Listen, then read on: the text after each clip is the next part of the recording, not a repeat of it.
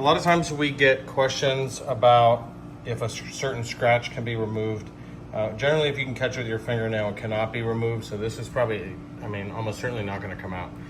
However, we can oftentimes lessen it so that it's not quite as obvious. I'm going to show you what that finished product looks like. We're going to use a rotary polisher with a heavy cut compound, and then we're going to finish it off with a medium cut polish.